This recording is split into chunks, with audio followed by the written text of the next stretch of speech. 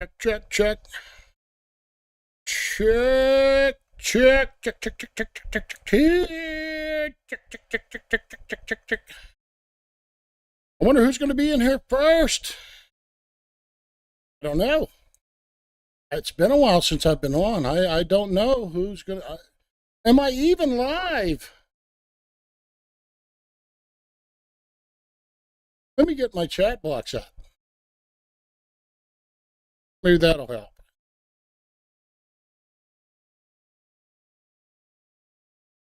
Is there anybody? Uh-oh. I see active. I keep on popping that damn thing, my chat window up to the daggum top. I do see. Look at that. Wait. See, it keeps on popping up there. Why? I see you, John D. Nicola. I do see John D. Nicola. Guess what? You get to see first. You get to see it. Look at that head, would you? Would you just look at that beautiful round bald head? A lot of people consider it grotesque. A lot of people consider it ugly, horrific to look at, but John D. Nicola disagrees. Oregon Rogue, good to see you. Thank you. Thank you. Isn't it short? Thank you. All right. John D. Nicola, you don't get to see my head first, exclusively first, all the time. But of course, we've got to include our sponsors. You know, I got to get paid right off the bat. The Big Light Boys. And you know what happens when the Big Light Boys play? Yeah. I said, when the Big Light Boys play, the varmints come out. I said the varmints come out. There he is. One dancing squirrel. They just love the Big Light Boys. Of course, so do I. But for some reason, them chipmunks, they really dig them. Who stepped to it? The monkey. The monkey enjoyed them. Ralph, the monkey.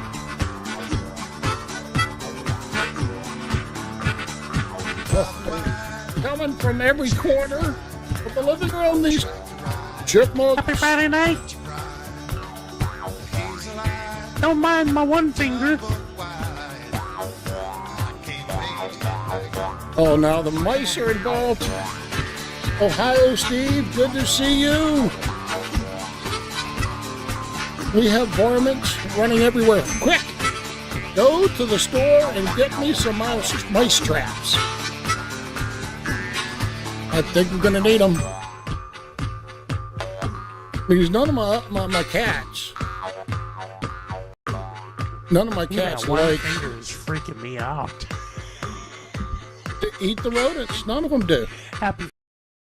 I mean, Cheetah, there's one right there. Gobble them up, Cheetah.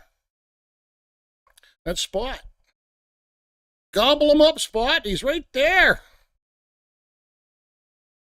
Karen? He's shaking his butt right in front of you, Karen. Snatch him by the tail. No, you're just yawning over there? For fuck's sake. Perfect pause. Can you do something about these rodents down here? All these huge animals, all these huge cats. And they don't do a fucking thing about my rodent problem. I don't get it. Well, we got an vamos, you rodents. Get out of here, you fucking vermin. Thanks a lot, cats. You're some good you are. Yeah, get out of here. I'm done with all you animals for today. All right, let's get out of here because we ain't going to do no national anthem because I got the football games last night. Boy, I tell you, I had a party down here in the bunkhole. Kansas City Chiefs. I actually had a Taylor Swift party. Yes, a Taylor Swift party. That's what I had, Ohio Steve. Can you believe it? Oh, Taylor Swift is my fave. Yeah, she is. Isn't she your fave, John D. Nicola? Taylor Swift, however pronounce her name. You mean flat hip Taylor? The woman has no fucking shape. She's just tall and skinny. No hips to her, no boobs to her. Don't get it. I was seeing red. Yes, the Kansas City Chiefs, a big party. Big party. Of course, I was rooting for, Mahomes is so damn good. Creole, good to see you. Good to see you. I ended up rooting for Kansas City because, let me tell you something, them Baltimore Ravens were playing fucking dirty. Did you see the clothesline? Did you see the clothesline of Mahomes? That was dirty, dirty football.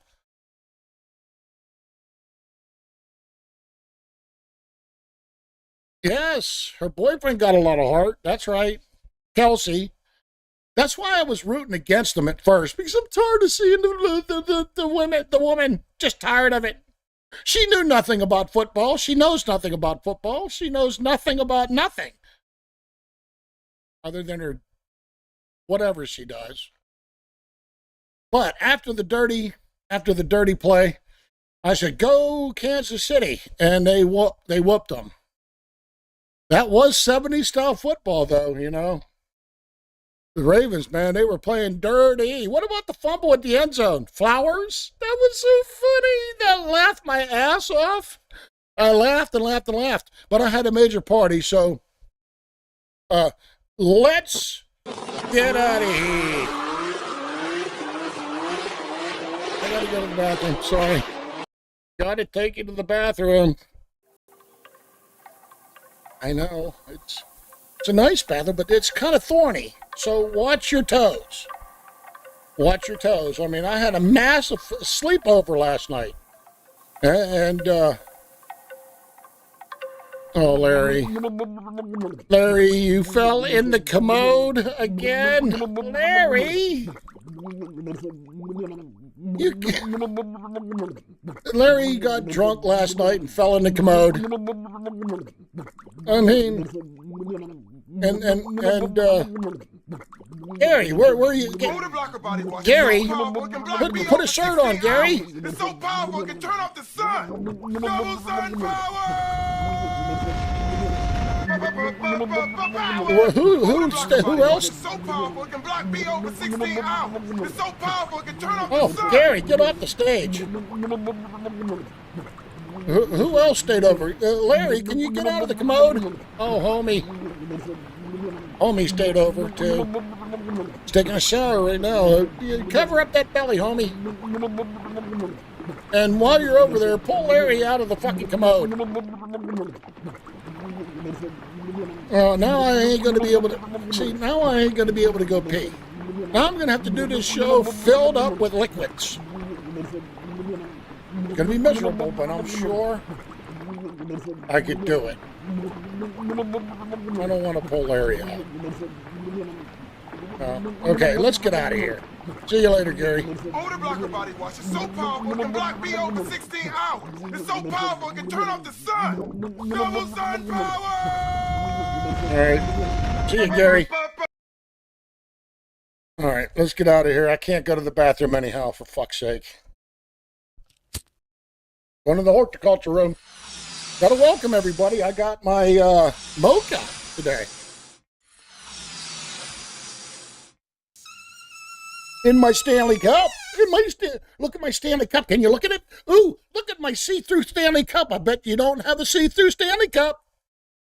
I have a see-through Stanley Cup. See? Invisible. It's an invisible Stanley Cup.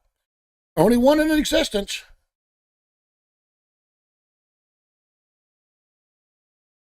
It's an invaluable. That thing has to be worth.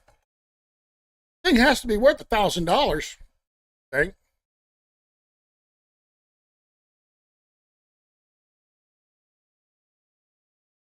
All right, let's meet and greet everybody. Hey, Pup, are you in there? Yeah. All right, good. Did you get anything? Did you grow any new stuff for me, Pop? Did you? What's that? You did? New strain? A new strain. Strain 420? Thanks, Pop. And I hope it's as good as the. Just bring one back. The last one, you molded up on me. All right, I'll just reach over here and pluck. Pluck it right there. I have to get off camera to pack this one. All right. Elon, are you here? Yeah. Yeah. No, you don't like that strain, Elon? No? Bill likes it.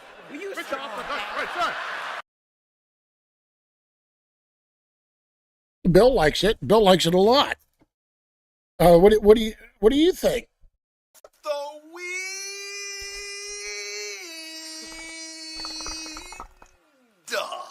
The weed. Well, thank you very much. Thank you very much for that. Puff really enjoys his craft, you know. Puff just has a ball down here. Peg's Place. Of course, it's 420 in Peg's Place all the fucking time.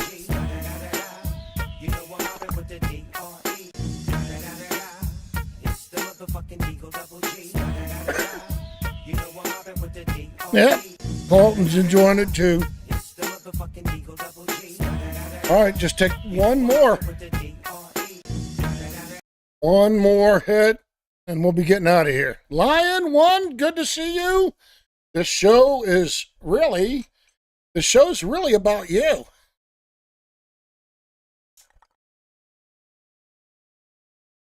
Because you asked me to do a show, and I'm going to do a show.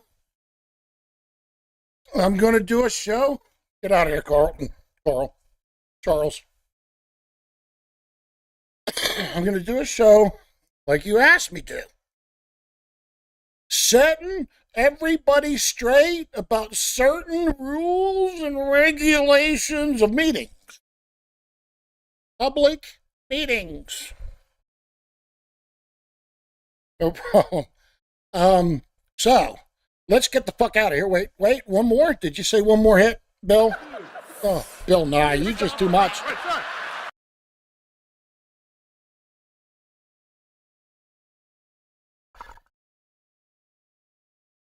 And like I said, listen, I dug a new tunnel.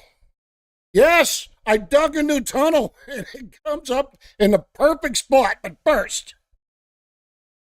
you got to go to PP13. The most disgusting, the most horrific. Benghazi Rabbit, good to see you.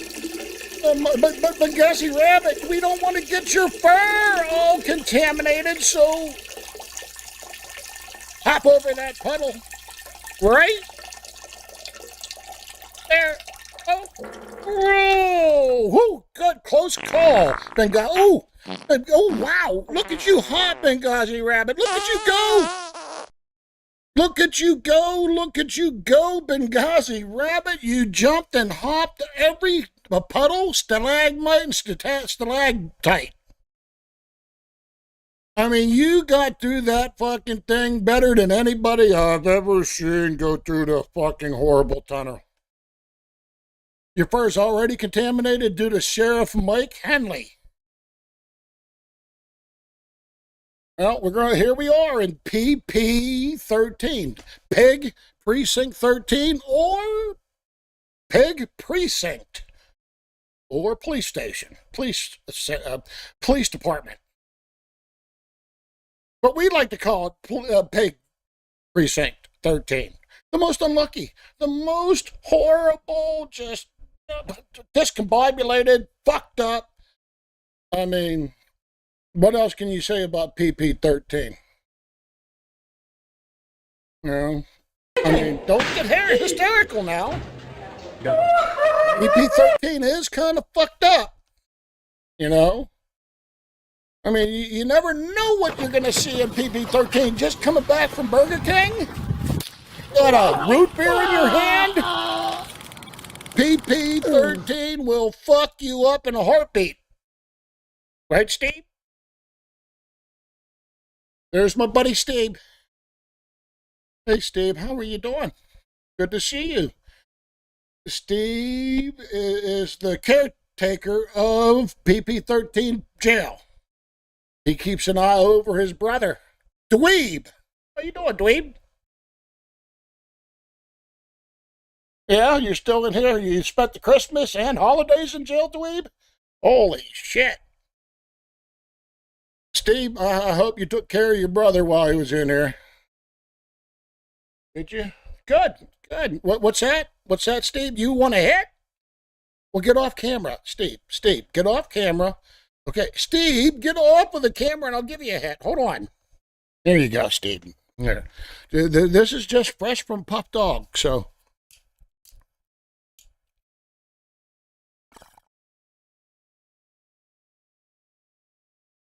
Oh, yeah, Steve, that sounded like a really, really deep hit, Steve.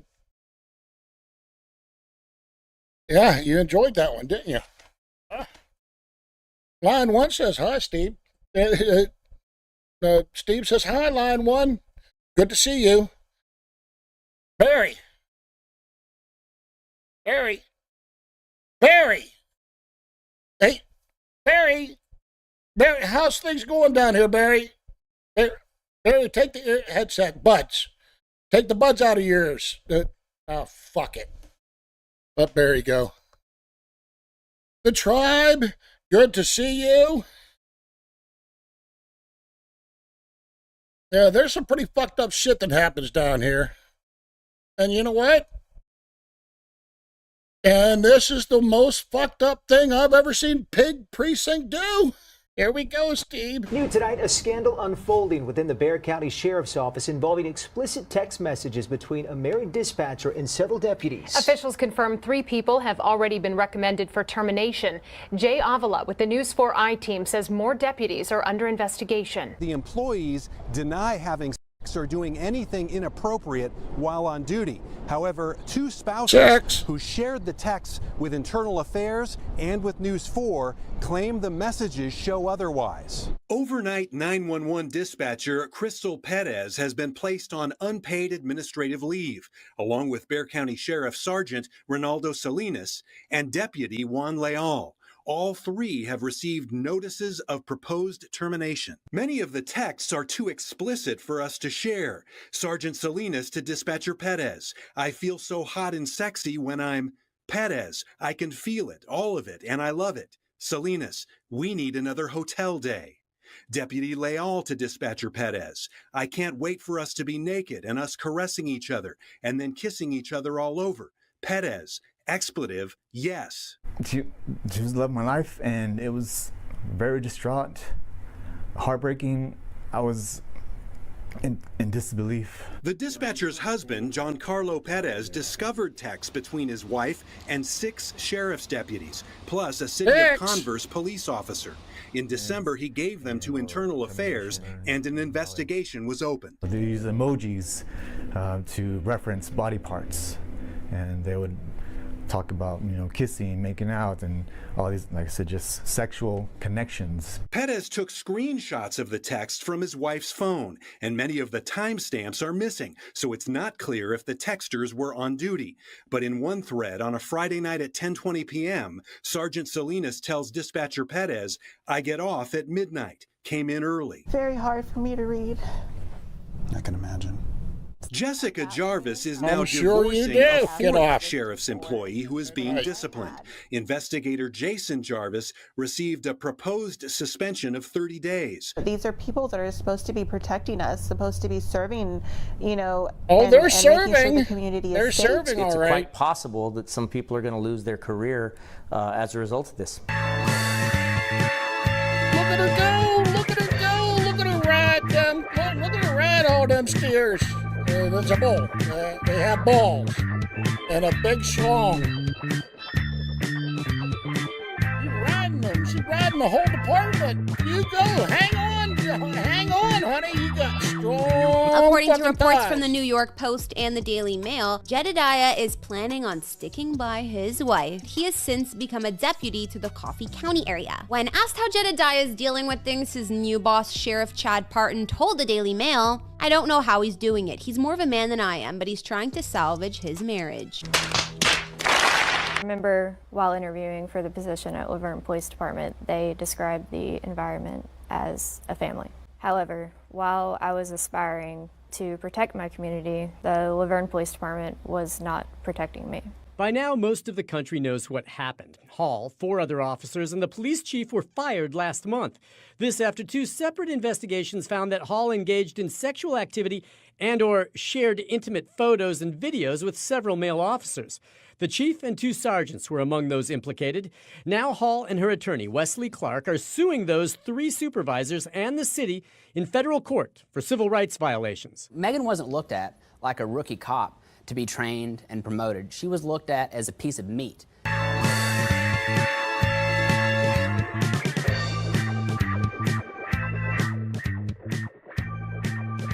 Now listen to that porn music go. I mean, she is hanging on, only with one arm, too. She's in rare form. The best bull rider I have ever seen in my life. Steve, that was impressive, wasn't it? Totally impressive. So ICPP-13 is still serving and protecting. Did you see he wanted to save his marriage? Man, you talk about strip searching, and that's what they were doing. They were practicing strip searches, anal exams, and yeah. Look, we even did. They even brought the CPR dummy. Brought the CPR dummy, that's funny, into the hotel room. We were just practicing all the safety measures. You know what I mean? Blow, baby, blow. Only blow 4 times and then press. Like 8. But I don't even think you have to blow anymore. But don't tell her that. That's hilarious. Yes, she's painted as a victim. She rode the whole department. And they held the proverbial gun to her, right? Poor dude. She's to the straight, man. And don't fucking bother saving your marriage. Just dump the bitch. She ain't worth it. She's been run through. I mean, that's almost as bad as the woman that did the whole entire Harlem Globetrotters or some stupid shit like that. Can't imagine what the wives think? Well, their wives knew about it. Most women know. Come on, Line One. Most women know. They just let it go on because they had whatever good life. She's a train wreck. Yes, John D. Nicola. I like the porn music down. Chaka waka waka chaka waka waka waka chaka jang jang jang waka waka waka. Right? Yeah, Steve enjoyed that ride. Yeah, Steve is over here laughing. He hasn't stopped laughing. Look at him. What'd you think about that, dweeb? You haven't seen anything that now you're all hard, dweeb? What? You shouldn't have been watching, dweeb. I know you haven't had any pussy for a long time. And you don't look like the kind of guy that's going to bend over too often in the shower to pick up the drop soap, right? So, suffer. Me and Steve are having a great time out here.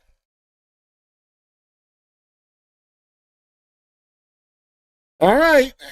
Are we done at PP13? Or are you sure? Okay. Oh, Barry. Can you... Barry, unlock the gate. We're out of here. Barry, unlock the gate. Barry, get the ear... Thanks, Barry.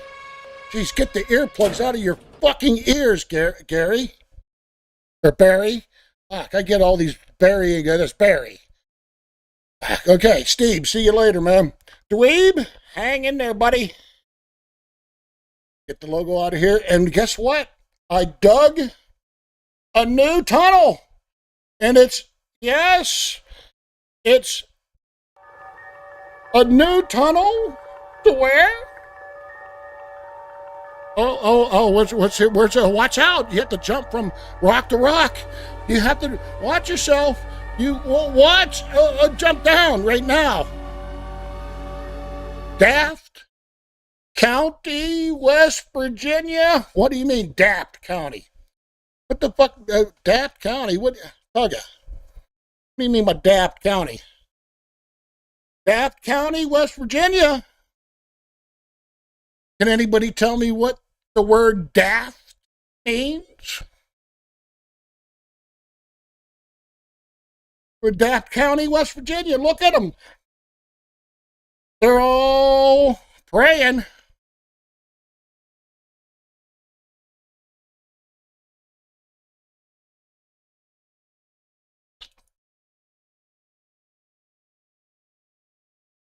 You consider, is it considered a little gay if it were male, female, male? Yes. Yes, John D. Nicola, I would consider it that. Booby country. Yes, booby country. And Daft County. Can anybody tell me what the word daft means? D-A-F-T. Means foolish. Very, very good, Lion One. Look at these fools. They're fools. But they're geniuses. Right? Everybody saw Daft County in action. Dumbass fucking turds. That's another definition I will accept.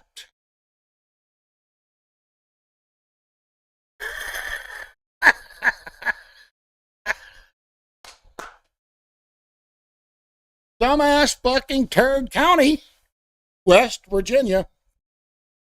Wait, what's up there? What is that up there? Can anybody tell me what their logo is? Wait, I don't know what. Can anybody tell me if anybody has the capability of stretching their screen and tell me what that logo is? Huh. I mean, I can't quite see it. It's the KKK, Daft County, County, West Virginia.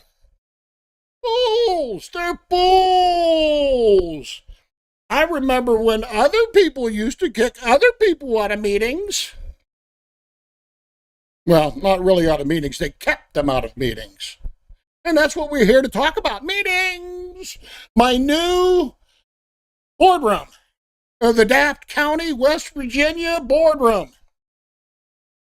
County commissioners. They're so humble, aren't they? Now, I hope everybody here saw my video that I just released. Did you see the video, line one, that I released? I've been, like anything, I try whenever I latch onto something to research it fully before I discuss it, as best as I can. And then I discuss it with really smart people like you people, and we usually come to a consensus of right and wrong, right? Correct? That's how we do it.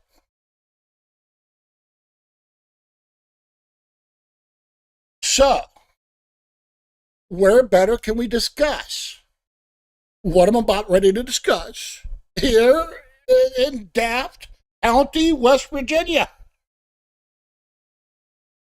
So, let's start here. And you're going to love it. It's going to be in depth, but hang in there. All right. I'm going to take me off here, and we're going to go Government in the Sunshine Act, 1979. Can everybody see this? Let's see if I can get it a little bit bigger. Government in the Sunshine Act, that's where the open meetings rules come from. 1976, bicentenary. Bicentennial, right? Now, the reason why I bring this one up first, the reason why I bring this one up first is because it directly affects what happened to the Wabbit and so many more people, more than I probably could count. Now, here we go. I'm going to read into this. Passage of the Government in the Sunshine Act of 1976 typically referred to as the Sunshine Act, occurred at a time in U.S. history when the Watergate scandal had caused an outcry for increased government transparency and accountability, right? Fucking Watergate. Nixon. What did the president know? And when did he know it? Where's that, 8 minutes worth of tape? All the president's men, right? Also, Tricky Dick, that's right, John D. Nicola. Also known as the Open Meetings Act, its primary function is to ensure that decisions regarding the federal government, at the time, 1976, it was a federal law.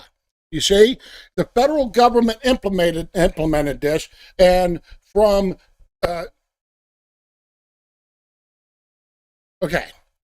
1966, the federal government passed what was called the Opens Record Act, or the FOIA, Public Records Act, is what it was called. 1966. And what this right here is, it's an addendum to the 1966 Open Records Law, federal law. And in 1966, they passed the Opens Records Law that people could go to their government and ask for records, specifically a whole host of news agencies suing government for access for public information, documents that are owned by the people. 1966, it passed. Great. 10 years later, 1976, they added on to the Opens Record Act with what are called sunshine laws. These sunshine laws are, it relates to open records, but it more relates to transparency of how government functions compared to just open records. There's a different level. Open records, you get documents and all of that, which you need in order to check into when you go to the council meetings. You say, but last time, because they're supposed to keep records, and that's where 1976 comes into import, is because it set up federal guidelines on recording for public dissemination via audio, video, transcription, or minutes. That's what 1976 did, is 1976 said that all public meetings are now open to the public, and that you have to keep a record of it. Even in closed-door sessions, you have to keep a record of it. Transcription or minutes. Everybody, hey, raise your kids, you're ready. Good to see you. Okay, is everybody understanding that so far? I hope I didn't skip ahead, but if we cover it again, it may refresh some more detail. Okay. The Federal Sunshine Act required open meetings of bodies that head federal agencies. The Sunshine Act states that every portion of every meeting of an agency shall be open to the public observation. Do you see that? Open to public observation. Why do I say that in a drawn-out dialect? Can anybody tell me why I would say public observation?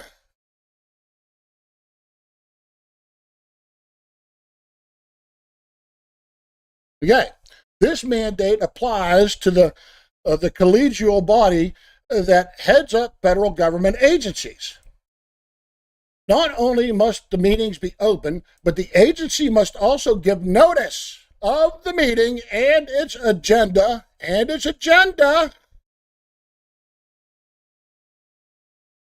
no later than 1 week before the date of the meeting. Once this notice is disseminated, only very narrow circumstances permit for changes. When the notice, the agency is required to provide the name and phone numbers of an official designated to answer questions for information about the meeting. Upon passage of the act, each government agency was required to promulgate a set of regulations by which to implement the act's provision. Okay. Upon passage of the act, each government agency, yes, scrutiny. Thank you, Cajun Randy. Because we are the public, yes, but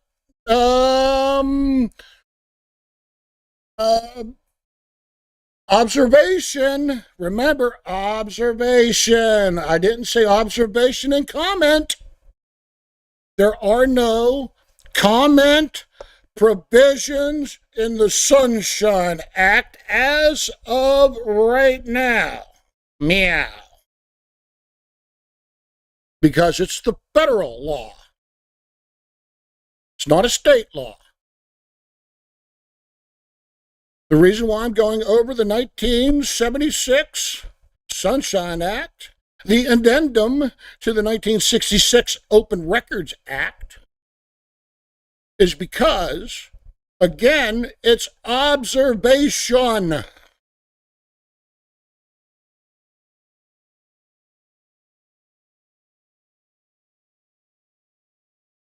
Okay?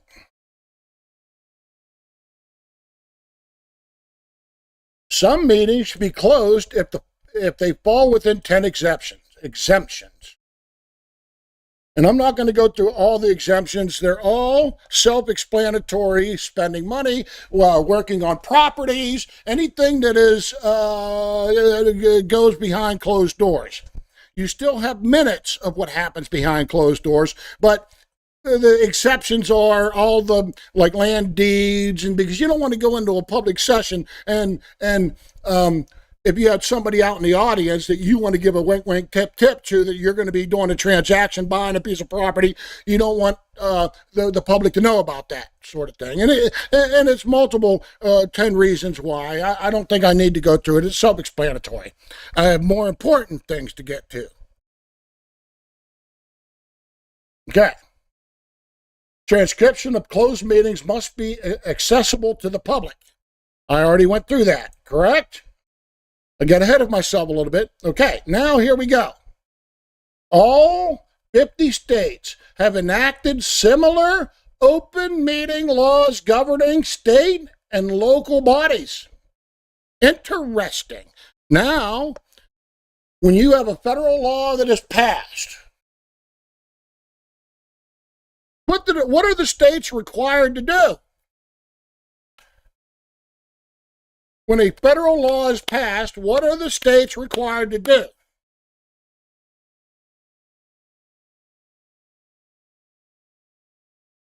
Cajun Randy's on it. He was on it, I would imagine, just before I said that.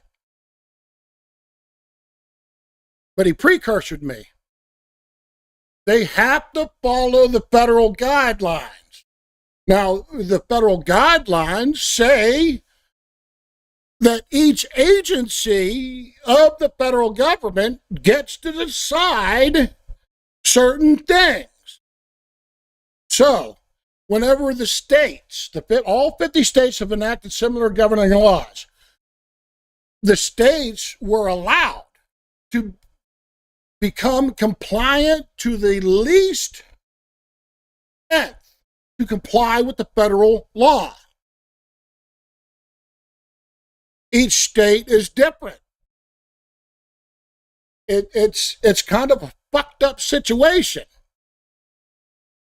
And it's just like government. It's just like the judiciary. It's just like the federal. It's just like the state, local. They all operate in this funneling. They funnel things so that then you, and I'll get to that in a second. All right, let's read over this.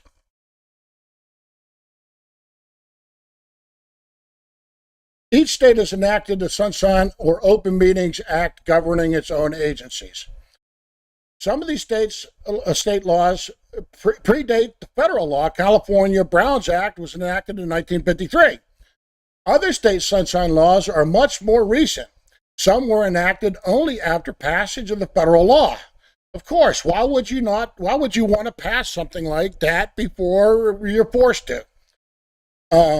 While language varies from state to state, particularly with regard to the listed exemptions. See that? Particularly in regards to the listed exemptions. The provisions of the State Act are similar to those of the Federal Act.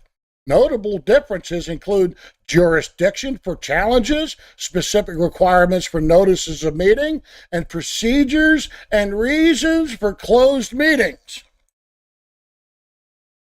Sunshine Act provides that jurisdiction is given to the federal district court to enforce its requirements. State acts, of course, give jurisdiction to their state or chancery courts.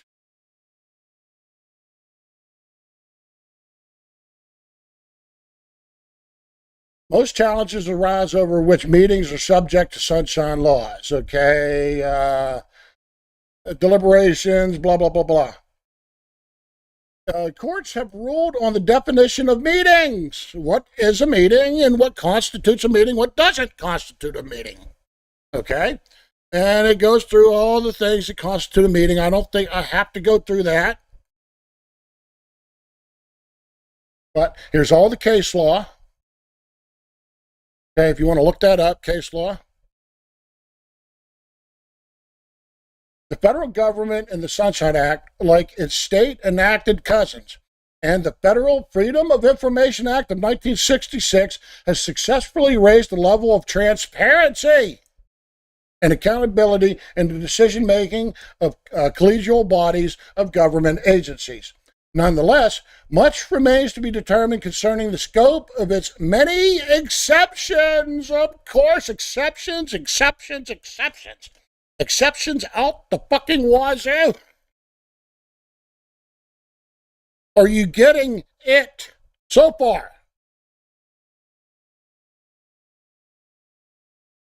These state governments have enacted the least of their requirements. Because prior to 1953, now, there were governing bodies in this country's history that allowed public comments.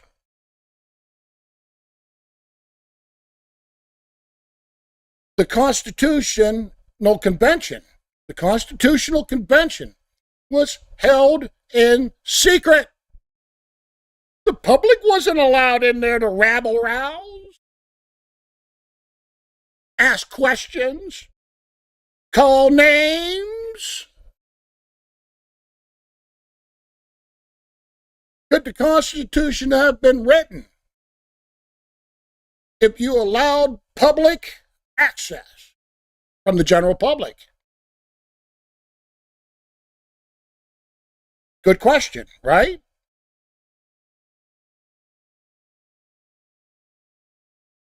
So now I'm going back even further, which I do often. Because if you want to understand something, you have to try to go back as far as possible to meetings of government, leaders, kings, queens, parliament, House of Lords, common law. Can anybody tell me where public access to meetings is based upon common law? Look that one up.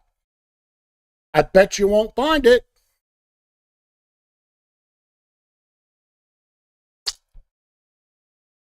Common law is based primarily on the Magna Carta. And it has, and our freedoms, and amongst other writings that the founding fathers looked at to make a harmonious government ruled by the people instead of kings and emperors and royalty, czars, et cetera, dictators.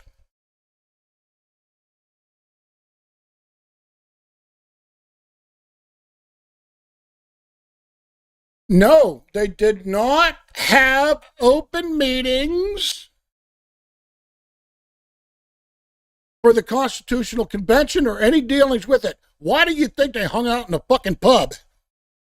Why do you think there were pamphlets, freedom of the press, to disseminate the information that was coming out of the convention?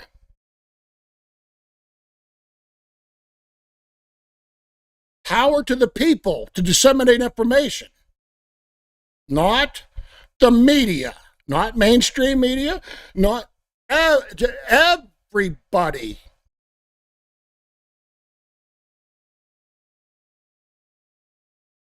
Does that make sense?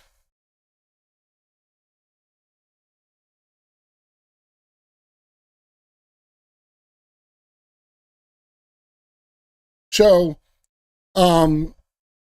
the reason why it was written into the Bill of Rights, inserted by the anti-federalists to be number one in the Constitution, our rights, specifically the first, because they knew an informed population would root out government corruption better than anything.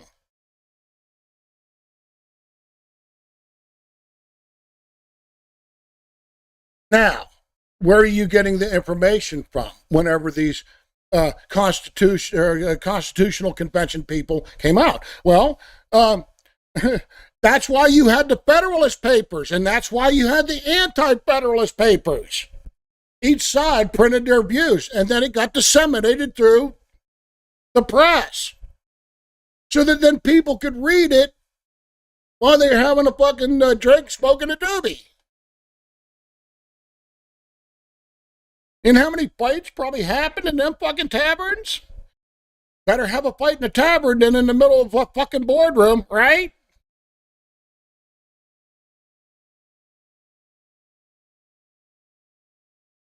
Does that make sense?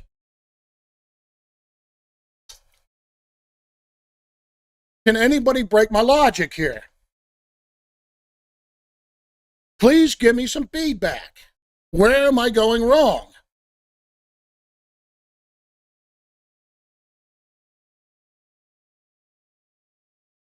Now, I'm sure, like in the Wild West, you see the movies and they all get into but them are trials. Now, I'm sure that they had public meetings in bars and saloons and all of that, but that was the West. They were territories. I'm sure that there have been some public meetings at some point in America's history, but not under official federal oversight.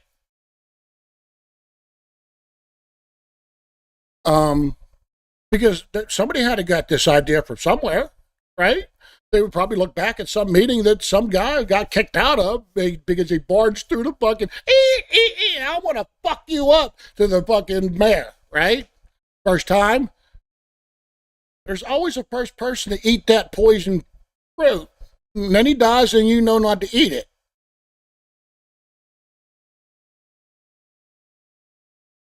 How dare I make sense? I know, it's terrible. All right, we're done with that. Let's go ahead and do, and I do believe a Wabbit was in North Carolina. Give me a thumbs up. It was North Carolina, correct? I know line 1 is from North Carolina. I know it isn't. Yes. Okay. This is University of North Carolina School of Government. Open meetings and other legal requirements for local government boards. Now, line 1. The Benghazi Rabbit. Is it going to be good for you or is it going to be bad for you? I produced that video earlier with 3, 4 different people that were kicked out of meetings. The Wabbit, me, CJ Grisham, and I forget the other guy's name. A big guy. Liked him. Yes, I don't know. Is it going to be good or bad? Every state is different, remember. But first, oh no, not a teaser. I was in that video too. What does my state say about the Open Record Act? What is their law before I get to North Carolina? I'm going to keep you in here. Okay, let's watch this real. I'm going to go through this real briefly. It ain't going to take long. Okay, what we're going to do is we're going to do a search for public comment. Right up here, see, public comment. Are governing bodies required to allow members of the public to speak at the meeting? This is in West Virginia. No. The purpose of the Open Meetings Act is to allow citizens to observe the governing body for the purpose of promoting transparency. Governing bodies are encouraged, yes, they're encouraged to have public comment periods. A governing body may adopt rules which impose restrictions upon public comment periods, such as the amount of time which will be allocated to each speaker. A governing body may not require members of the public to register to speak more than 15 minutes before the meeting. So you 15 minutes until you have to.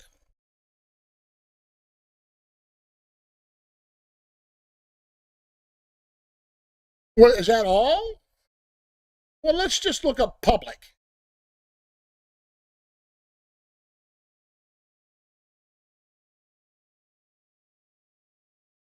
No, let's do comment.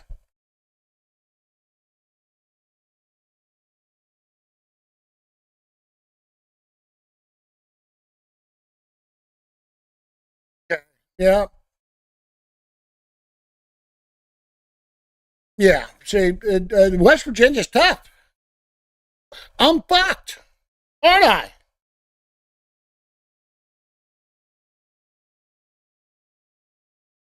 Okay. Let's look at North Carolina, shall we? Let's do the same thing. Let's do a search. 9. Wow, you got 9 hits. Let's see what public comment is. Here we go. Public hearings and public comments. 11. It's looking pretty good for you so far. Let me get off camera here.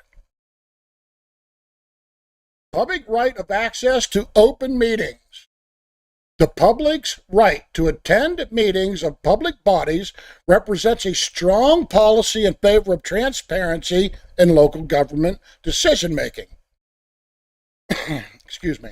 Compliance with the notice requirement is an essential element of providing the mandated access.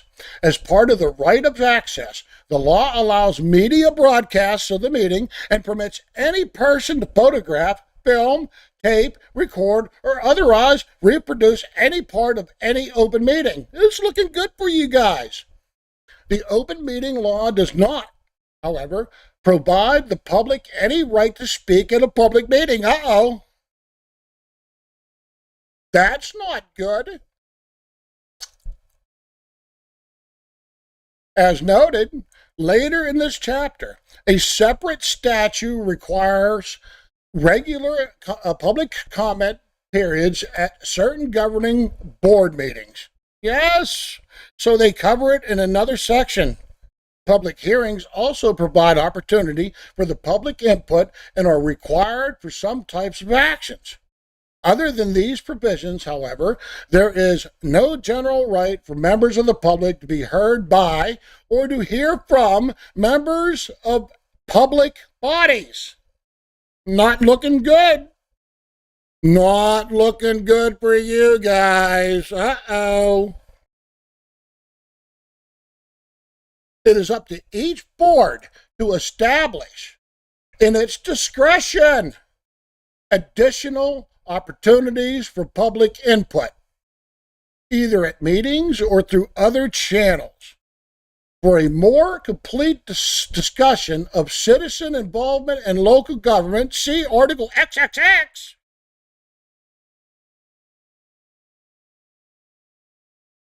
Citizen reciprocation or participation.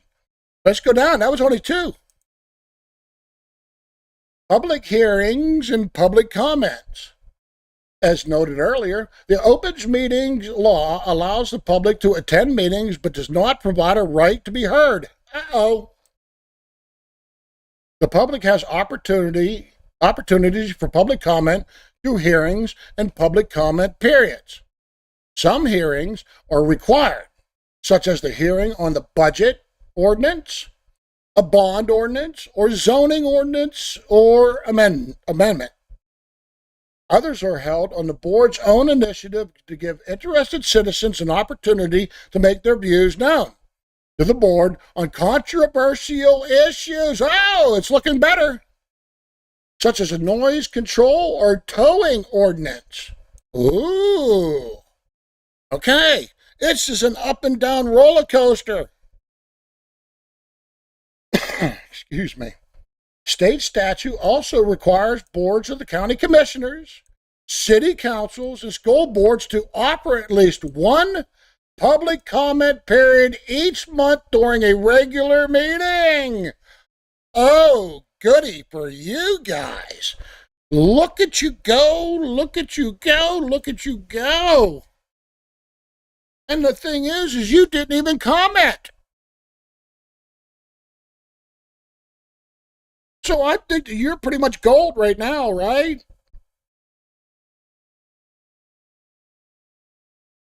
This is only public comment. Okay. You just observed. That's right. And you have a keen eye. I tell you. Rabbits have big ears and eyes that can see like ding, right? And they're quicker than a motherfucker. Except for you. You hide a lot. But anyhow, at which member... Oh, let me get off camera. 1 month you're allowed to speak, at which members of the public may comment on local government affairs more broadly. This public comment period is discussed in more detail in Article XXXX. 4X. Discussions of citizen participation. The law that requires public hearings do not specify the manner in which they must be conducted. The law only requires that they be held. Nevertheless, here's the statute right here. For cities, allow the board to adopt reasonable rules governing the conduct of public hearings and public comment periods. Uh-oh. It's not looking too good for you anymore. Can you go in there or can't you? I be confused at this point. These rules may regulate such matters, time, place, and manner. Matters equals manner. As allotted time to each speaker, designated who will speak for groups, selecting delegates from groups when the hearing room is too small to hold everyone who wants to attend, and maintain order as well as decorum. Decorum! What is decorum? I don't know. Up and down. We're going up and down here. Were you out of decorum? With that nasty cunt word?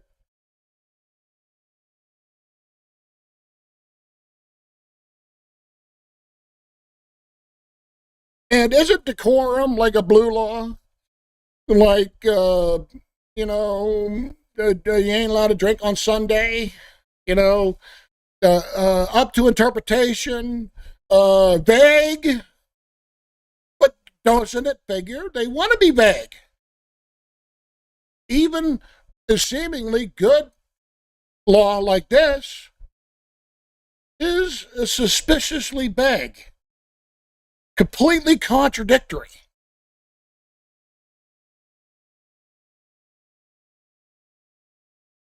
Okay, let's continue.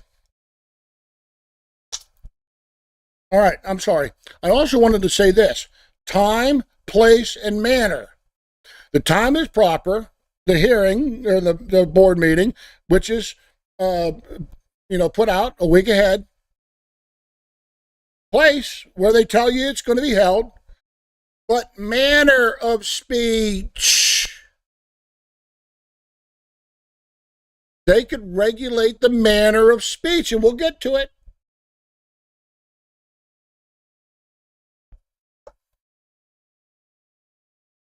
The statutes requiring public hearings and comment periods create constitutionally protected rights of the expression for members of the public, which you did. I'm so confused. Governing boards must be careful when regulating conduct to avoid restricting speakers based on the opinion or point of view they are expressing. It's good for you. Good for you. Up and down, like a bunny rabbit. Up and down. Good for you. It's looking better. Okay, that was only 3 of 9. Let's see what else it has. Okay, this is 4 of 9 public hearing and public comments. As noted earlier, the open meeting law allows the public to attend a meeting, but does not provide a right to be heard. The public has opportunity for public comment through the hearing and public comment periods.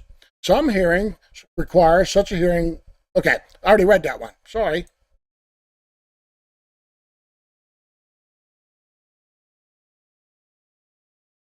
Okay, that was it. Yeah, that was it. Are you fucked or aren't you fucked? Or the reading of that you cannot disrupt by bringing a sign in there and not commenting at all?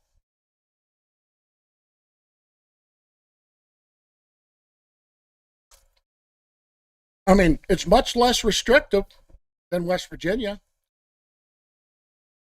I can't go into a West Virginia boardroom and say damn or piss without being thrown out. I showed the video of Richard Tobias.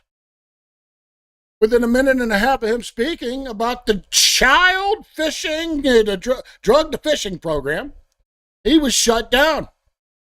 You saw that video. Why? Why is it so restrictive in one state, but really nice and open for people like Lion One and the Rabbit? Kind of makes me jealous. Lion One always makes me jealous. She's smarter than I am. And the Rabbit, man, talk about a smart-ass rabbit. All right. So, let me take a swig of my coffee. And I'm going to tell you why. It does not end here.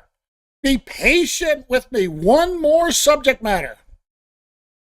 But while I'm drinking my coffee, I'm going to explain something to you people that makes total constitutional sense with the federalist system that we live under.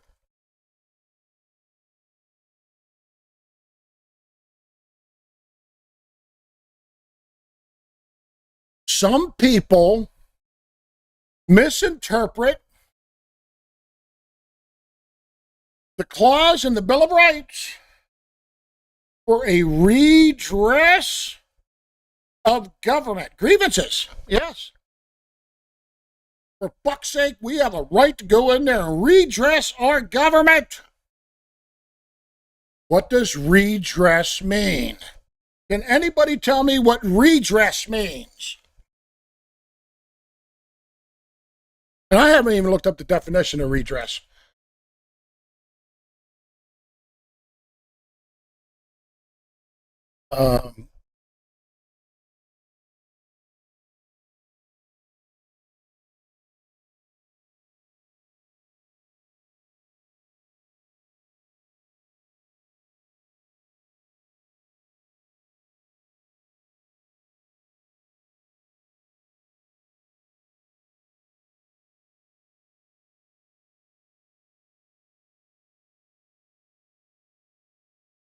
Okay. How do we redress our government? The right to petition government for redress of grievances is the right to make a complaint to or seek the assistance of one government without fear of punishment or reprisal. be traced back to the Bill of Rights, 1689, 1628, the Petition of Rights, and the Magna Carta, 1215.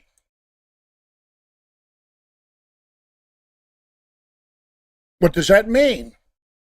Well, if you trace it back to 1215, who was in control in 1215 in England? And were the peasants allowed to visit their local town, county, federal, or royal courts?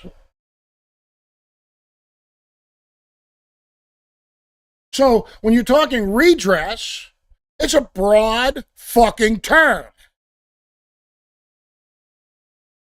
It doesn't mean to go to the meeting. It means that you have a right, in essence, to vote. Because that clause is strictly tied with the voting right. You redress your government by voting their ass out. That's what they're trying to say. They're narrowly pigeoning our right to redress our grievances with government by saying the only way that we can redress our government is by voting. Does that make sense?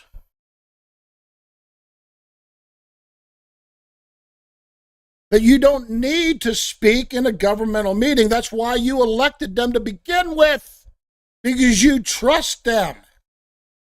And you have other outlets if they're corrupt. You have a free media to root them out once you elect them. You have multiple freedoms outside of going to the meeting itself to get rid of corrupt government officials. Once you elect them, they have to be left alone to spend your fucking money.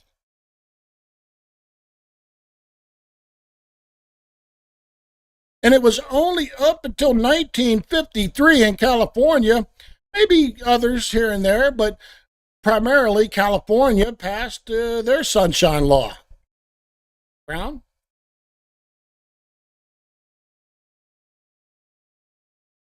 So even in the Sunshine Act of 1976, it never says how to redress your government by meetings.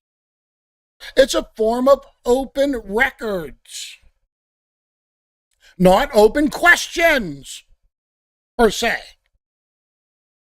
You ask the questions for open records, but you do it in a written form. You don't yell it. I mean, you could capitalize every word, I'm sure, but you hand it over. That's why they gave you the outlet of a sunshine law to go in there and view what they were doing, so that then you could ask for the FOIA request to root out their corruption. Does anybody see it that way? Now, I'm not saying I agree with it or disagree with it, but that's the way it is, and I'm going to prove it. But in the meantime, I'm going to drink this coffee and take a quick break and let y'all ponder that thought for a second.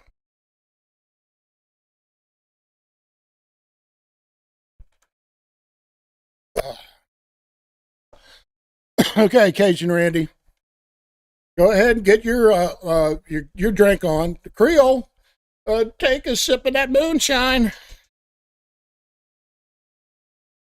We're almost done. And, you know, what I'm about ready to show you, it's going to kind of blow your mind.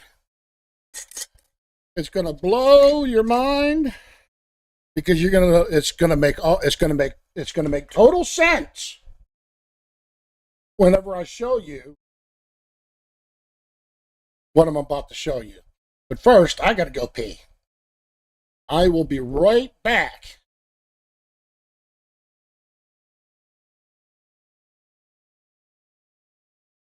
I wonder if I can.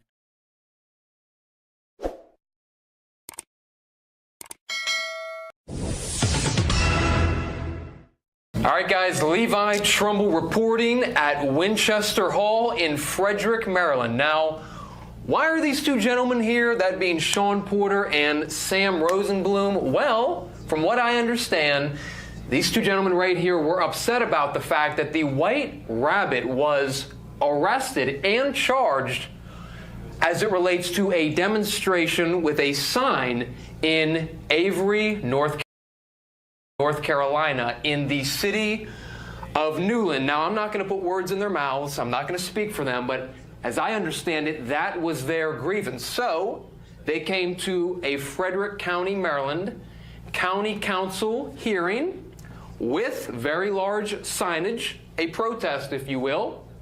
And how did it go? Well, basically, as you stated, William Barthel was arrested for simply holding a sign in the back of a public meeting. There was a word on there. It was the C word, and they didn't like it, so they said that the C word was disruptive, and therefore he was charged with disrupting a public meeting, a government meeting, something along those lines. And then he resisted the unlawful arrest without violence. They charged him with resisting arrest and all this other stuff. And you know how it goes. Basically, it was a sign critical of a county commissioner down there, and then one of her buddies, a fellow thug, sought to have him arrested by the local sheriff there. It's caused outrage in the community. The mayor is absolutely beside himself that this happened in his city. It was county staff that did this. So what I decided to do is I decided to come to Winchester Hall to a county council meeting to see if they were going to be all messed up just like they were down there. And so we came in here blind. I've never actually been in that room back there. Okay. It is really, really boring in there. They were talking about like not enough diversity and no one applied for this job that was diverse enough. And I mean, just, it was really boring. It was like watching glue set or paint dry or grass grow. But I didn't know what to expect, whether or not we were going to be tased, tackled, tear gassed, what was going to happen. Luckily enough, we had brave Sam Rosenblum come with us. Yes, we did. And so that's why we came here today, and that's how it started. And we met outside, and we started coming through the doors, and we started getting the looks from security like this out the window as we're getting the giant signs ready. And as we made our way through the door, nothing. They just showed us which way to go and were very helpful. And one of them even opened the door for us. And I think we met one of the sheriff's department's like plainclothes security for the county executive was here. He also was very friendly to us. And we had no problems at all. I mean, we were coming in hot. We were coming in one way or another. We were absolutely going to express our First Amendment protected rights about how we need to stop the tyranny of Nora Roberts and Justin Bieber here in Frederick County. Just leave Frederick County alone, Nora. Okay, so I'm going to come to Sam in one moment, but I want to be clear, and I think you might have touched on it. You said that coming in here, there was no issue? Well, we got some looks, and maybe a stare or a gaze or two. But in the end, we had no problems whatsoever. They were very helpful. Okay. Yep. So, Sam, you were here today. Now, you weren't particularly on the message of Justin Bieber and Nora Roberts jump off a cliff, who wins society. You weren't necessarily on that bandwagon, right?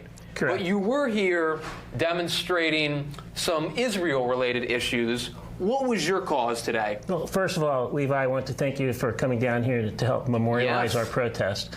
And You're welcome. I'm here to we're really doing two things. We're supporting our First Amendment rights and supporting our friend that got arrested, but we're also supporting our primary messages here to support Israel. I have my Trump hat, Make America Great, and I'm wearing my Israel Defense Forces T-shirt. I have I was born in Washington, D.C. I'm an American patriot, but I also love Israel, and I stand with the Jewish people, stand with Israel forever. Okay. Do you have any concerns here in Frederick? Maybe you seen any local anti-Semitism? You want to touch on that topic a little bit? How do you think Frederick does in that area? Well, I don't think Frederick is full of Jew lovers here. Really? Yeah. That's interesting. Yeah, but that's a meatball right there. Probably better. It's probably better than Montgomery. Yeah, okay. Probably better than Montgomery County. Wow. You know. Okay. And, there are thousands and thousands of Muslims in my particular neighborhood, and you know, the message of supporting Israel does not go over well. Well, one of the things I want to touch on with you specifically is that when there were demonstrations happening at Frederick Community College, you were involved in that. Correct. How did that go? I was really surprised that people that are... What was the sentiment? People are being educated, and they're basically supporting terrorists, supporting people that are killing children and taking glee in doing it, and dismembering people and torturing people. Sure. And these are the people that are supposedly the leaders of tomorrow, people being educated. I mean, I can't think of the people that aren't at college, or the people that aren't being educated in universities and so forth. It's disgusting, really. Right. So, Sean, I want to ask you a question about this message right here. Was your purpose today to come to Winchester Hall to really express disdain with Justin Bieber and Nora Roberts, or was it just to compare and contrast Frederick, Maryland to Avery, North Carolina? It was twofold. It was both of those purposes at the same time, a 2-for-1. 2 birds, 1 stone. Right. You know, I am staunchly anti-Nora Roberts and staunchly anti-Justin Bieber. And staunchly anti-vaccine? I am not a believer. The vaccine will never go in my body. I have a lot of friends who were injured by the vaccine. I am not a supporter of Justin Bieber's politics. He's Canadian anyway. I mean, he needs to, you know, if he wants to try to change the country, why doesn't he start with the country that he fled from the high taxes and the bitter cold? Why doesn't he try some global warming up there? And they took away the guns. It's ridiculous what's going on in Canada. But basically, yeah, I'm against both, you know, Nora Roberts and Justin Bieber. As I said before, I am not a believer. He is no Taylor Swift. I'll just leave it at that. So I guess the question I need to ask you is, do you believe in vaccines? Absolutely not. Okay. I believe they are killing people. Okay. And I certainly don't support them. Okay. All right. That's very interesting. So, Sam, I'll go back to you. How does this compare to other demonstrations that you've done, coming inside this building during this public meeting? You know, obviously it's a televised situation. Compare this to other demonstrations that you've done. Well, I mean, I think right now it's too early to tell. Okay. We don't know what the reaction would be. If we come back another time, will we be seen as disruptive or whatever? Right now, I think it went, you know, reasonably well. People obviously understood that you know, what the law is, that we are allowed to be here. But I think it's a little too early to tell. So this is going to be a question for both of you. Did you expect a different reaction? You went in there, you stood around for a while, not much happened. I was in there for a moment, got some footage of it. People were facing forward. Did you expect to be confronted by anyone, that being the council or the public who is witnessing the council? Did you expect any sort of commotion, problems, things of that nature? No, because Frederick has always been very awesome to protest in. The Frederick City Police have been great. The Frederick County Sheriffs have been great. Security staff has been great. We've never had a problem with First Amendment issues in Frederick County. With regards to, you know, most instances, they're pretty supportive and good to go. I didn't expect there to be any problems. All the county council people, they were all staring, like trying to read the sign, like, what the heck does it say? What is that word? You know, right. We got those looks, but you know, they just went on about their business as they should. That's what they're paid to do. So there was no issues whatsoever. Yes, sir. Can you please lower your octaves because they can hear you in there? Oh, they can? Oh, crap. Okay. Thank you. You're welcome. Well, let's whisper. Let's finish this. Let's finish this in a whisper tone. All right. Okay. We just got a tongue lashing. All right, guys. So security, Winchester Hall security, just confronted us. They said that we're being too loud. So what we're going to do, is we're going to tone it down a little bit, and we're going to close out this interview in a whisper because we don't want to get kicked out. I asked a question earlier too. Sam, I'm gonna ask it to you. How does coming to a physical building during a public meeting or a forum, how does that differ from being outside the normal form of protest for you? Well, there's walls and a roof and electricity. Right. And then on top of that, it's the noise reverberates, and it's not as much fun. I'd rather be outside.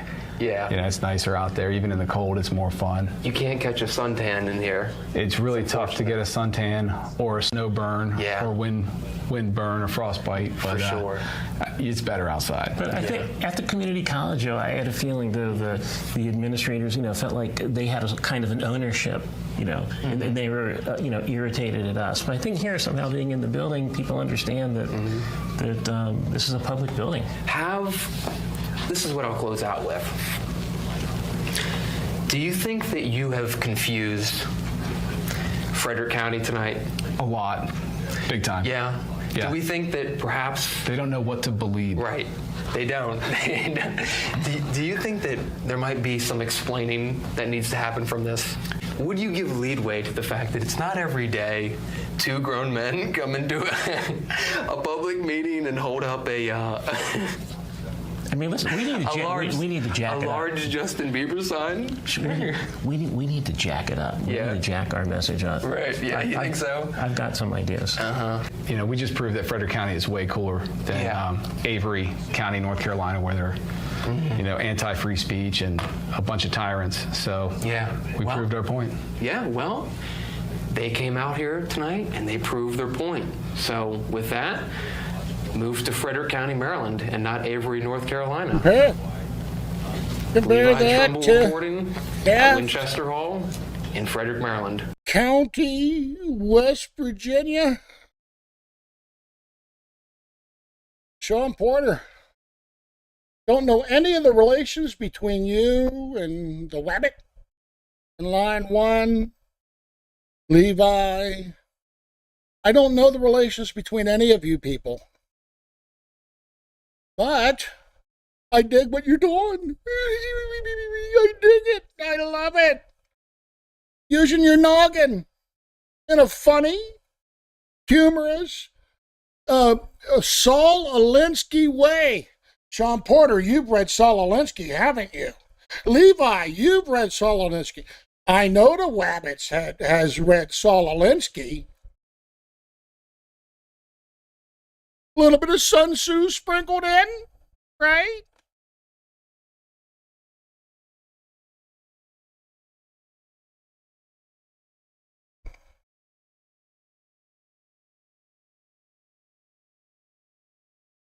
Yes, they were Marxists. Yes, read The Prince, Machiavelli. Would you? And graduate into Marxism with me. But flip it. We could do it too. Learn from them. So, I love what you guys are doing. It's taken me a little while to get this program together and me dig a tunnel to Daft County, West Virginia. And what's Daft for again? Everybody. Tell me what daft means. Foolish, yes. Foolish. John D. Nicola nailed it right on its head. Only certain people kick the public out of meetings. Loony, yes, loony. But John D. Nicola had it. Please, John, tell me it again. You say it so much better than me. All right, so I told you I was going to prove something. I'm going to go back over to here. The MRSC, you dumb ass fucking turds. Yes.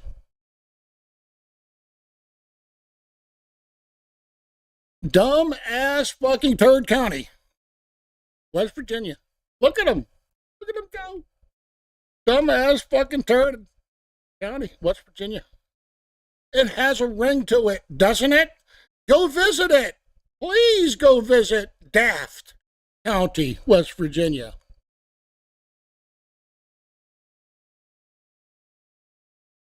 All right. The MRSC. Does anybody know what the MRSC stands for?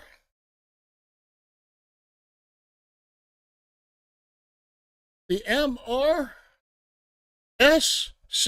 Does anybody know what it stands for?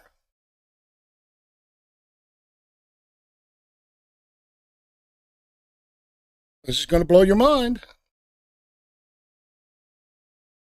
I know. I'm teasing you again. But look at that head, John D. Nicola. Look at it. Isn't it beautiful? Even after hours of being on.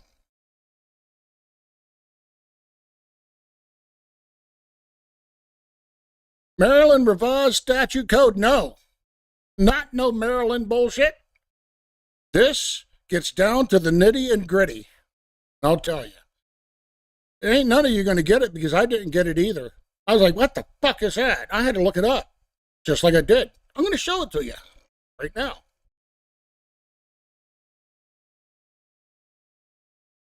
The Municipal Research Service Center. The Municipal Research and Service Center. Well, what the fuck is that? John D. Nicola, were you spying on me? You got that real quick. Your eyes are really good tonight, John D. Nicola, to pick that up. I flashed it real quick on the screen. Howard Clegg just joining in. Well, you're going to have to get, I can't catch you up, but this will still entertain you. Good to see you, Howard Clegg. Yes, John D. Nicola, you're always one step ahead. Smart fellow. Really, really, really. Municipal Research and Service Center. What do they do? Let's look at them. Let's looky, shall we? But first, what's that? Wait. You're going to ask you to either shut up or leave. Shut up or leave? Why? You don't want me to say what? You're going to stop. You're going to lower your voice, or you're going to go to jail. Why would I go to jail for saying MRSC? Come on. Can't I just tell you these people what it is? That's enough. Why? See what you get? That's it. This is interrupting the government process. But I'm just asking questions. Can I get it out? Quit talking. Uh-oh. You're interrupting the meeting. I asked you to stop. Last one. Tracy Harper. Oh, no, we don't want to go to Tracy Harper. If you don't stop speaking, immediately, we're going to take you across the street to Tracy. We know Tracy, don't we? But can I get it out? Please just get it out. Can I? Sure. Your turn. They just never stop interrupting. Sorry, I shot the foot and it's kind of numb. What? It's true. It's true. You shot your foot and it's numb? Sorry, I shot the foot and it's kind of numb. Figures. Figures. Okay, can I get this out, please? Can I just get the MRSC out, please? Everybody going to mate with a canine dog to see who's compatible with what animal and how they take to each other. We're excited. Boy, Bobby, I got some questions to ask you. John D. Nicola, they teach governments.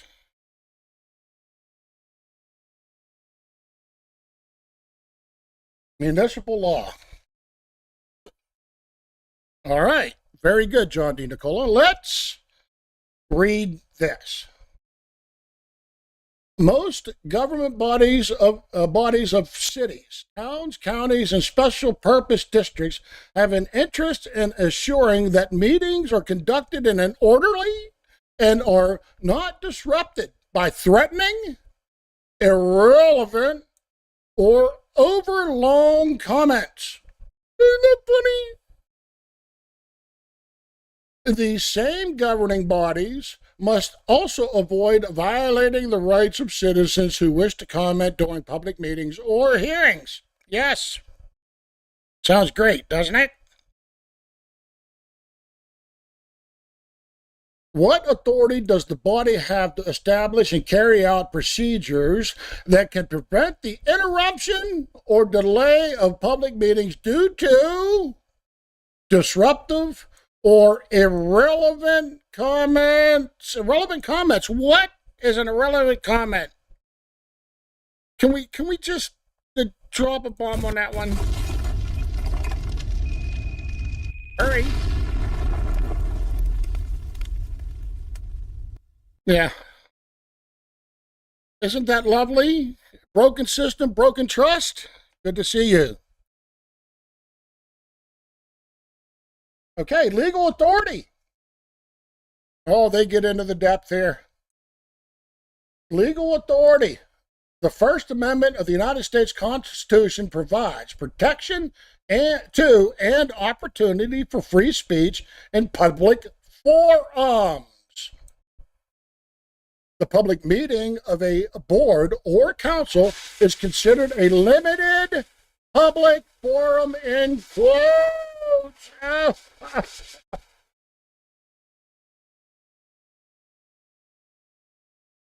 Limited, you say? And yes, indeed, they are limited. Uh-oh, you guys are in trouble again. Line 1 and the Wabbit. Which means the government can regulate the time, place, and manner of speech. And what is manner? What is the manner of speech that they can restrict or allow? Boards and councils regulate speech through the adoption of rules of procedure and conduct.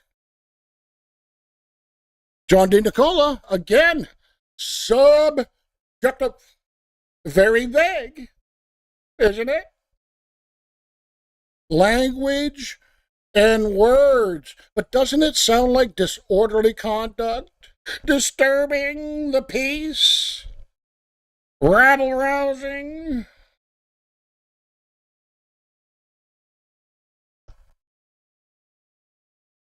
When writing and establishing rules of conduct, the governing body must be careful not to violate protections that meeting attendees enjoy under the First Amendment. The Ninth Circuit Court of Appeals addresses this issue in Acosta versus City of Costa Mesa. There it is. Here's their case law indicating where the line may lie between council rules that are enforceable and those that violate constitutional rights. In that case, the court held that the First Amendment requires a person's speech in a city council meeting must be actually disrupt the meeting before that person may be removed from the meeting. Okay, great, right? Sounds really good. The case provides an example of language a council may adopt for such a purpose a proposed rule. The court looked approvingly on rules that stated it shall be unlawful for a person in the audience at a council meeting to do any of the following. Number 1, engage in disorderly, disruptive, disturbing, delaying, or boisterous conduct. You're not allowed to yell. How dare you, Wabbit? You pulled away from him. What's the matter with you, Rabbit? You're going to jail. Or you've already been there. But you're going to go to jail again soon if you keep on hiding in the bushes and shit. Somebody's going to... You ever think about that? Don't want it to happen, but damn, duck. Keep your eyes peeled, your ears, for fuck's sake. Never know when a cop's going to pull up, They got shotguns. Got worse. And I love the killer rabbit. Run away! Run away! Search of the Holy Grail. Great. I loved it. Okay. Do you see where they're going here? Okay. Boisterous conduct such as, but not limited to, hand clapping, stomping of feet, whistling, sorry, I have a chew in, making noise,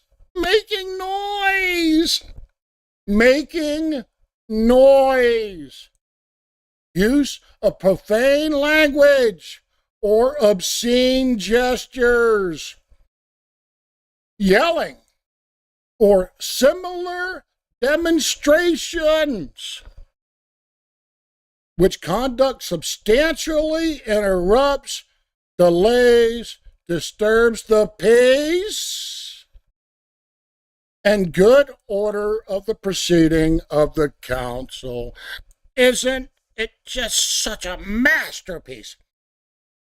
Didn't I tell you that I was going to boil it all down? This is the funneling of everything so they can identify and then target and go after. Please sign here 15 minutes before. Give us your name and your address before you can speak. They're funneling you down so they can locate you. How nice of them. I'm sure they're going to bring some apple pie, right?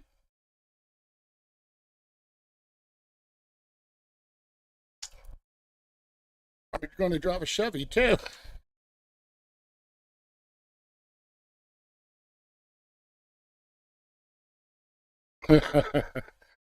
Benghazi rabbit. Okay.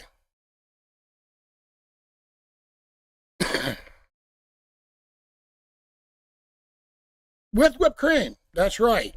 We got to have a liberal portion of whipped cream on there and a cherry, maybe. Cherry and apple go good together. Okay. It's brutal, isn't it? The Acosta Court also approved prohibitions on disorderly conduct when it arises from a member of the governing body. So a member of the governing body can't speak out either against their own people. Speech. Disturbing actions. That council member who's the good guy can't, or girl, can't speak. Or otherwise, substantially delay, interrupt, or disturb the proceeding of the council. Yeah. Another case, Steinberg versus Chesterfield County Planning Commission, concerns an action brought by a private citizen, Robert Steinberg, against the Planning Commission of Chesterfield County, Virginia. Steinberg, this is Fourth Circuit. Fourth Circuit, line 1, the Wabbit. Uh-oh, you're fucked again. Concerns an action brought by Robert Steinberg. Steinberg attended a meeting of Chesterfield County Planning Commission, but was escorted out of the meeting when he refused to limit his comments to the matter at hand and engaged in a personal attack in violation of the adopted procedures.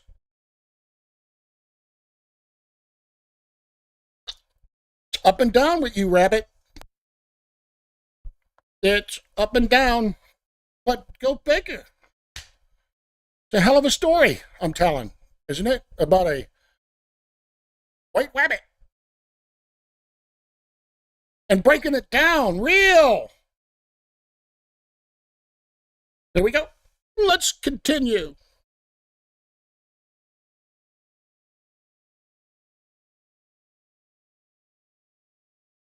Steinberg claimed that the Chesterfield County Planning Commission had violated his First Amendment rights to free speech. But Steinberg Court pointed out that the Planning Commission meeting was a limited public forum that could be managed by the governing entity. The Steinberg Court explained that argumentative or disruptive behavior cannot be shielded by a claim of the First Amendment right, stating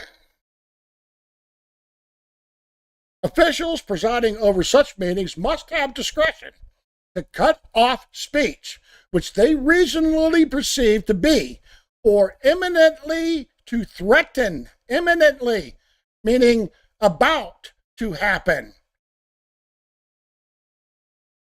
They could cut you off for simply going into your fucking mind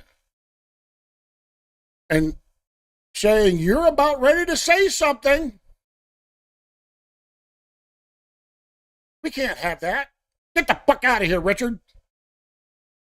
Wabbit. Tugga. CJ Grissom. Get the fuck out of here. You don't have any right to speak, especially if you're disruptive, disorderly, boisterous, loud, yelling, vulgar.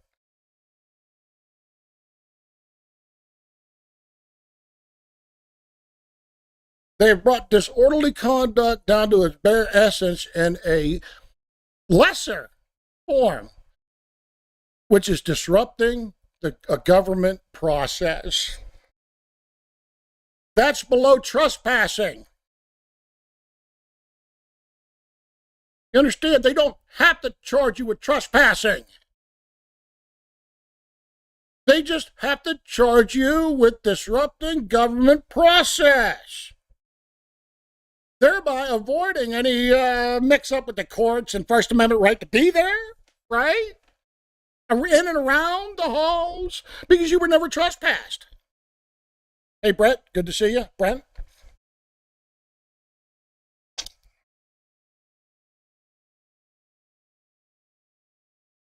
I hope we're all absorbing this insanity. And it gets better.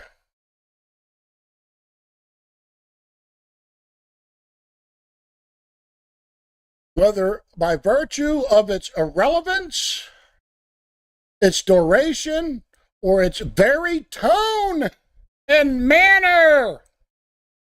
You're going to speak about what's on the agenda, manner of speech. You cannot say anything other than what's on the agenda, the manner. You got the time right. You got the place right. But for fuck's sake, you're going to talk about what the fuck we want you to talk about. And if it is perceived to be irrelevant, perceived to be, reasonably perceived to be,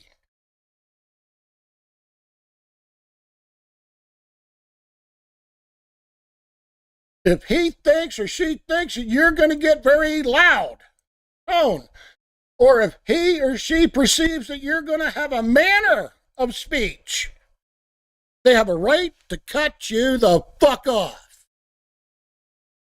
Period. Get it? You're fucked again, Wabbit.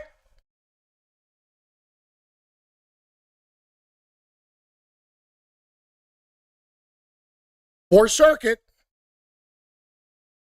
That's Fourth Circuit. Look it up. Rules of procedure. Many city councils and county council boards of commission in Washington have adopted formal rules of procedure to govern the conduct of their meetings. In fact, city councils are authorized by statute to develop such procedures. for non-charter code cities, for second-class cities, and for towns. Councils in first-class cities are authorized to adopt rules and procedures by their city charters, while county councils, commissions do not have a similar statute. That authority is necessarily implied from the council board's authority and requirement to hold meetings and conduct business, like their grandfather did. MRSC offers sample rules of procedures for cities and counties on the council board commissions. Isn't that awesome? All you have to do is go to our webpage, and a few samples from a port district, such as Port of Olympia, in our sample documents. Yeah, just copy that one. Just, erase.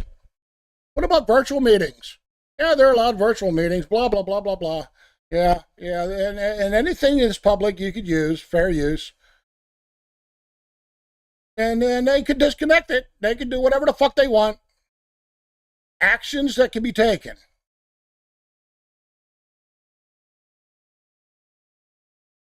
Governing bodies can establish rules that regulate public comments, but these must be reasonable restrictions on time, place, and manner. Reasonable. That are viewpoint neutral. You can't rail about one certain given subject. You have to rail against what's on the agenda. What's on the agenda is neutral. You can speak about it one way or the other, but you have to stick to the script. That makes it neutral. You just can't go fucking rogue. What the fuck's the matter with you? CJ Grisham? Wabbit? You think you can just go rogue and disrupt the meeting? Disturb it? Fuck.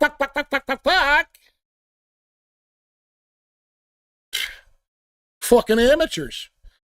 Some fucking attorney he is. Esquire. The fuck does he know? I know more than CJ Grisham.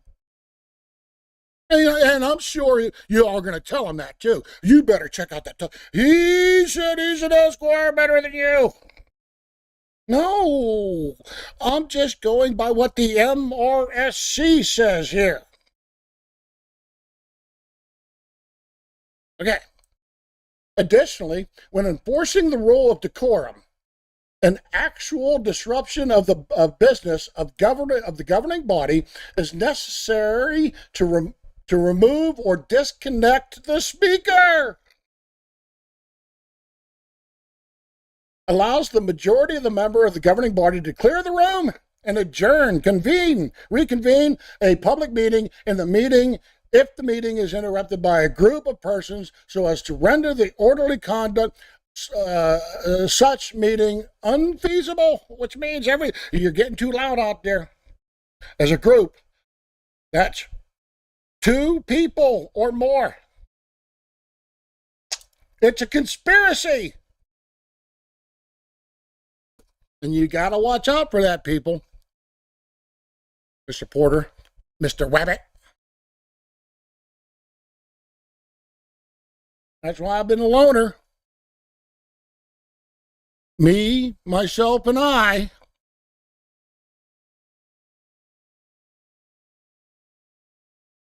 You get too closely linked with more than one, you're conspirators.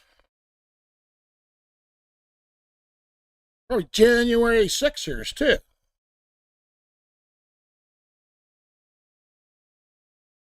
Get it? All right. RCW allows the majority of the members of the governing body to clear the room, blah, blah, blah, blah, blah, blah. If a person merely uses profanity or states lies without actually disrupting the meeting, then this behavior is not sufficient enough to justify ordering the individual to leave the meeting or clearing the room, huh? Okay, you're good to go again, all right? All right, Rabbit. See, you're good to go again. Up and down, up and down. I mean, I'm a little bit fucking dizzy right now watching you hop up and down like this. And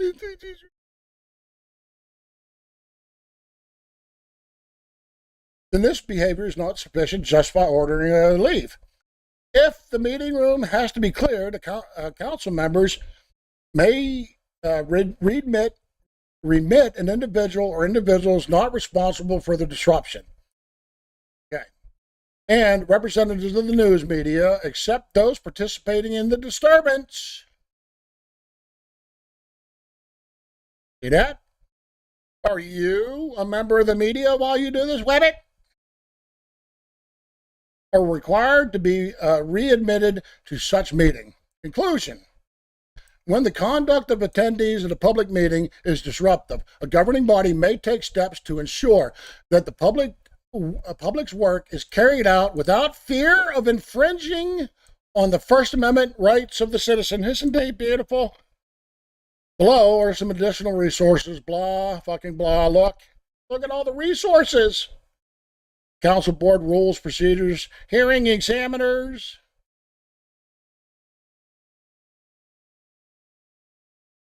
So, what do you think about that? Taft County, West Virginia.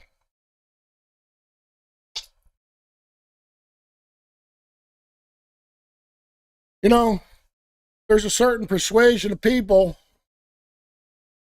that kick people out of meetings within a minute and a half of speaking, you know? You're going to stop, you're going to lower your voice, or you're going to go to jail.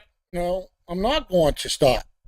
I'm going to ask you to either shut up or leave. No, I'm not going to shut up and leave. I may leave, but I ain't going to shut up.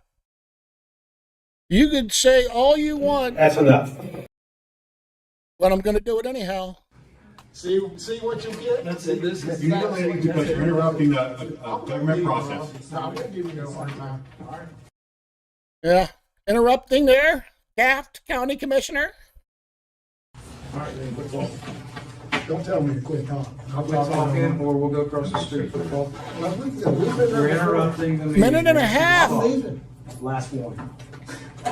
1 minute and a half of speaking.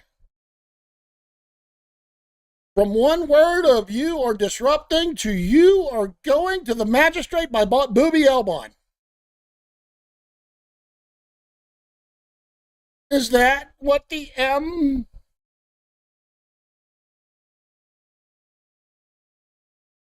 MRSC prescribes? For West Virginia, no. Or yes. Who knows?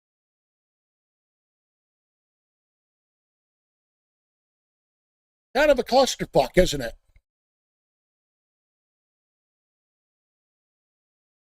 So, do you think you're safe from the information that I've given you?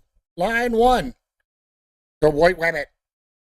Do you think you're safe, or do you think you're going down from the information that I've provided?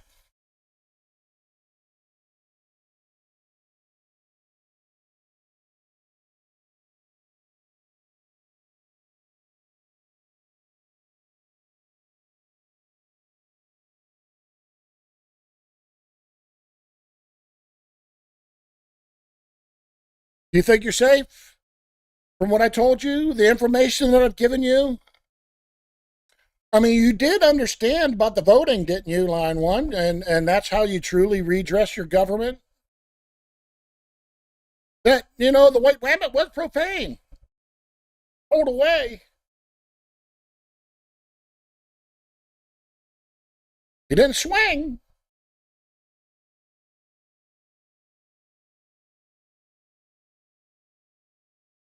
He said some pretty vulgar things out in the hallway. People had to scatter. Didn't you see the old man turn around? He ran away.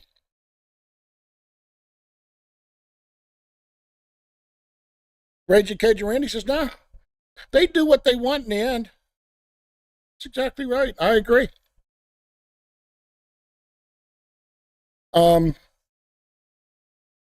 If you want me to do a StreamYard after this, I have a StreamYard already set up.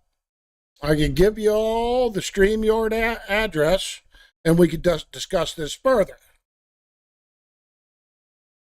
If you would like to have a StreamYard and discuss this further, give me a thumbs up. I'll put the StreamYard right in the chat here. It's a private StreamYard too. I can make it public, but why? I guess I can make it public so everybody could get in.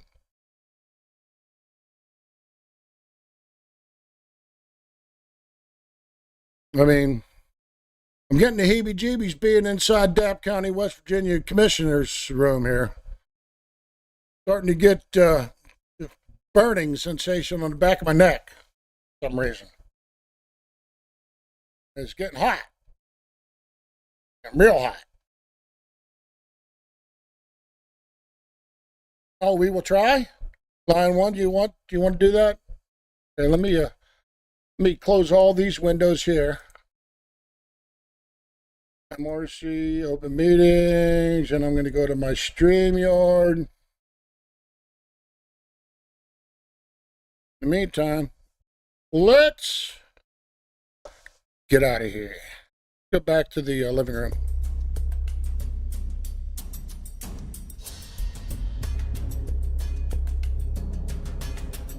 All right, back in the living room. And where's my fish? My fish mopping. All right. I'm going to enter my studio. And here is the StreamYard.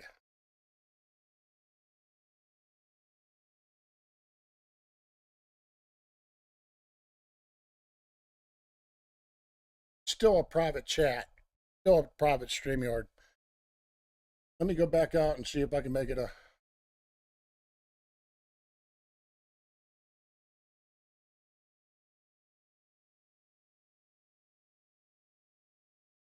Let me see if I can make it public.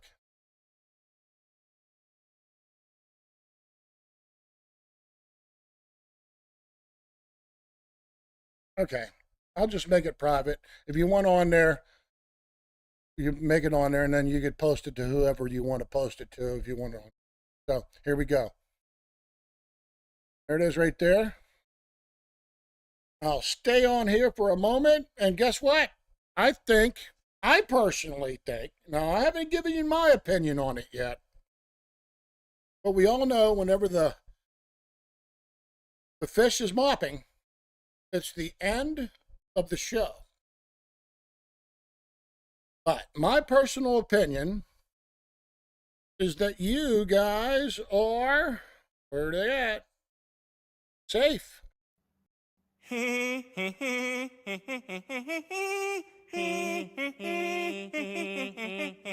You're good to go. You have nothing to worry about.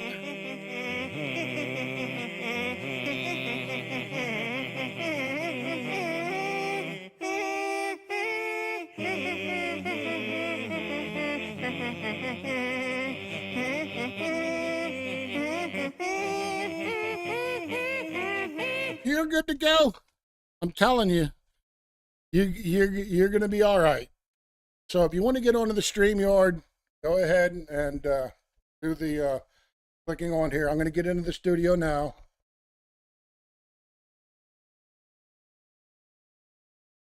Okay, I'm into the studio. I'm in the studio. So if you want to disconnect now. I'm going to leave this up for a little bit longer. I'll just sit here with you for a second, drink my coffee, my mocha.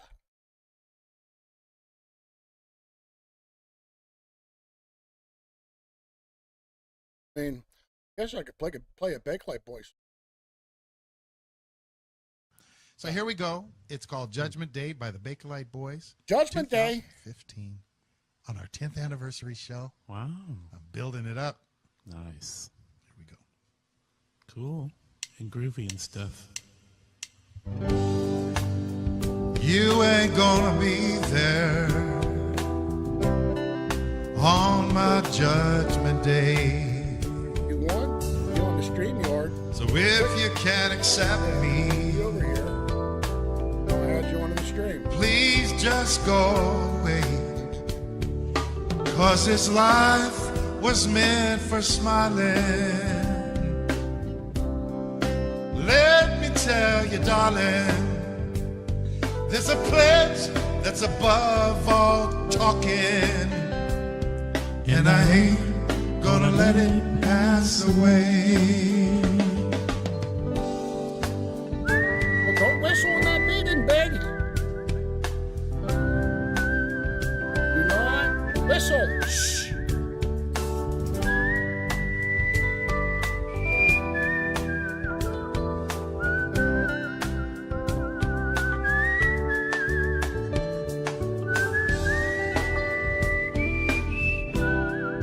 Beautiful whistle, right? Talented like a mofo.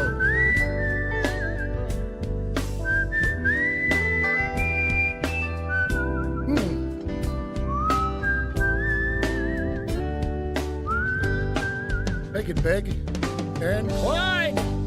You ain't gonna profit from my judgment day.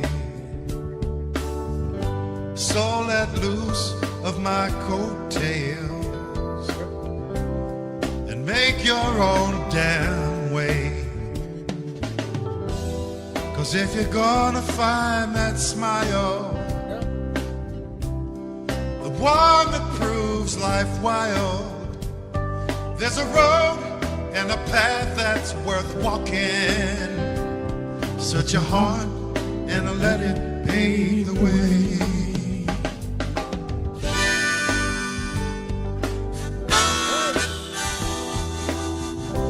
Big Lake Boys again. If you want to be on the StreamYard, Creighton Cajun Randy is here right now. Get on here, hosting it again.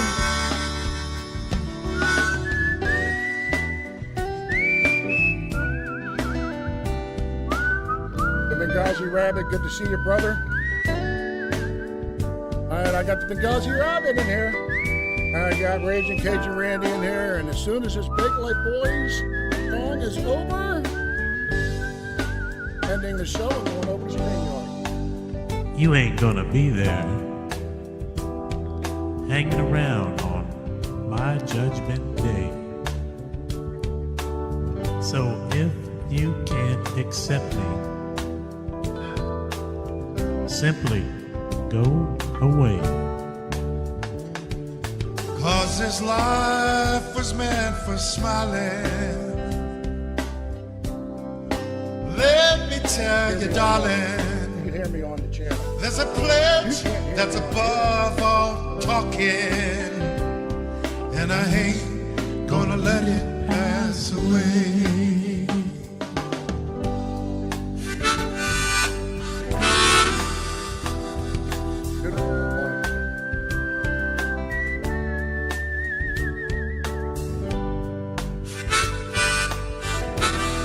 Incredible talent. Was blessed to work with. Freedom thinkers. 'Cause this life was meant for smiling.